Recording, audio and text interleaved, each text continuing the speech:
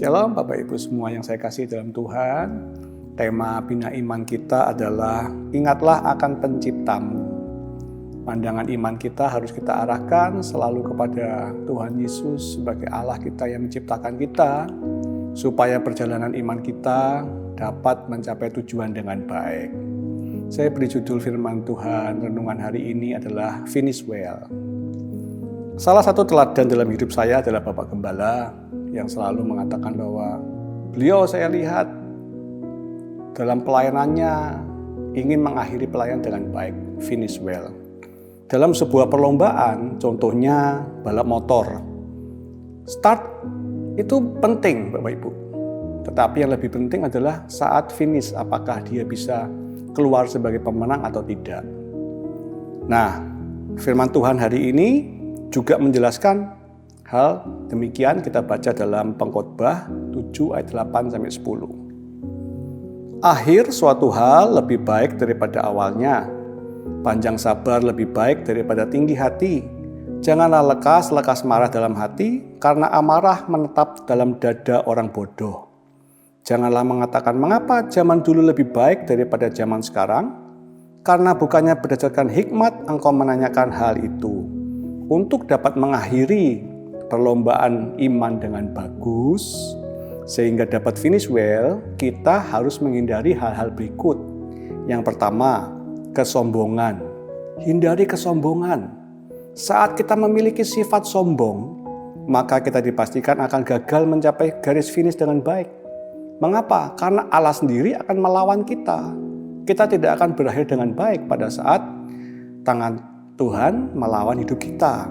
Yakobus 4 ayat 6b dikatakan, Allah menentang atau melawan orang yang congkak, orang yang sombong, tetapi mengasihani, memberi anugerah pada orang yang rendah hati. Orang yang dilawan oleh Allah dapat dipastikan akan gagal mencapai garis finish. Yang kedua, apa yang harus dihindari? Jangan kita menjadi orang yang cepat marah. Di mata Tuhan, orang yang cepat marah adalah orang yang bodoh. Dalam Amsal 20 ayat 3 dikatakan, terhormatlah seseorang jika ia menjauhi perbantahan, tetapi setiap orang bodoh membiarkan amarahnya meledak. Dan orang yang bodoh dapat dipastikan tidak akan gagal. Maksud saya tidak akan berhasil mencapai garis finish dengan baik. Yang ketiga, hal yang harus dihindari, jangan menyimpan kotoran dalam hati. Dikatakan bahwa amarah menetap dalam dada orang bodoh, menetap tinggal dalam dada orang bodoh. Tuhan tidak suka dengan orang yang mempertahankan atau yang menyimpan kotoran dalam hatinya.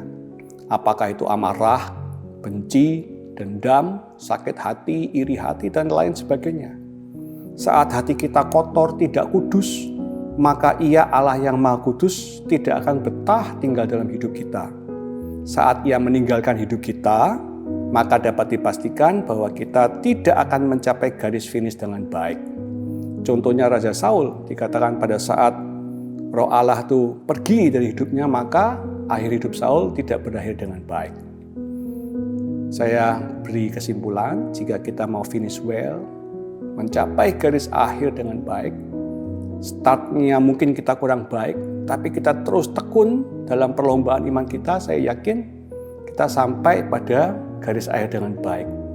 Pada saat perlombaan itu dilakukan, ayo singkirkan kesombongan. Jangan menjadi orang yang mudah marah, dan jangan menjadi orang yang suka menyimpan kotoran dalam hati kita. Dengan bantuan Roh Kudus, saya yakin kita semua akan dimampukan.